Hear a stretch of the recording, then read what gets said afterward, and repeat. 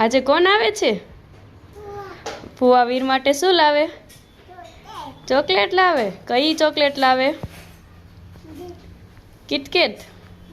વીરના ફુવા આવે છે. વીર માટે કેટલી બધી કિટકેટ લાવવાના છે જોઈએ. હાલો વીરના ફુવા વીર માટે શું લાવે છે?